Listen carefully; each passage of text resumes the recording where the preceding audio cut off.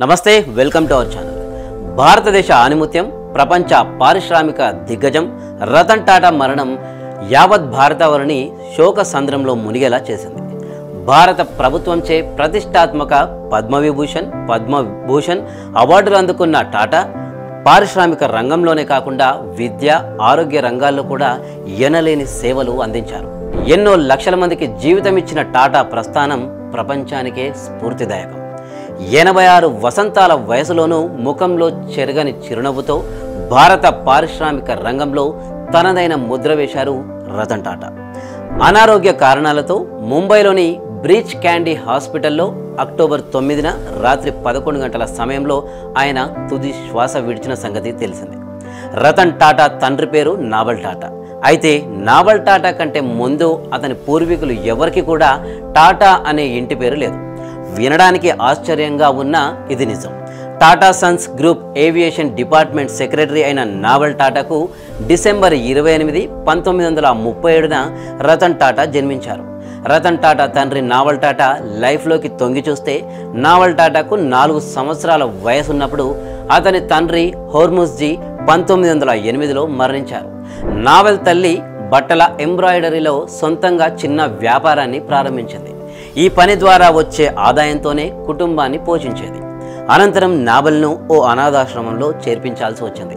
ఆ సందర్భంలోనే 1917లో ప్రసిద్ధ పార్సీ పారిశ్రామికవేత్త, ప్రజా సేవకుడు జంషెడ్జీ నజర్వన్జీ టాటా కుమారుడు సర్ రతన్ టాటా, ఆయన భార్య నవాజ్బాయ్ పెటిట్కు నావల్ తెగ నచ్చేశాడు.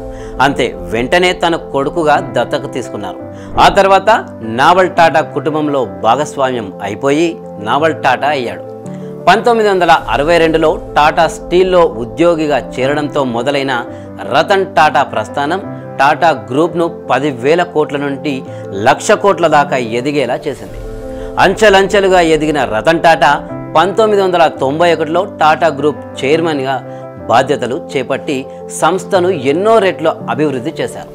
దాదాపు 20 ఏళ్లకు పైగా టాటా సన్స్ గ్రూప్ను ప్రపంచంలోనే అగ్రగామి సంస్థల్లో ఒకటిగా నడిపారు. రతన్ టాటా పెళ్లి చేసుకోలేదని చాలామందికి తెలుసు. కానీ ఆయన పెళ్లి నిశ్చితార్థం వరకు వెళ్ళి ఆగిపోయిందని కొంతమందికే తెలుసు. దాదాపు పెళ్లి కార్డులు ప్రింటింగ్ వరకు వెళ్ళారట. తర్వాత ఆయన జీవితంలో మళ్ళీ వివాహం ఊసెత్తలేదు. బహుశా ఆయన తల్లిదండ్రులు విడిపోవడం వల్లే ఆయన పెళ్లికి దూరంగా ఉండడానికి కారణమై ఉంటుందని సన్నిహితులు చెబుతుంటారు.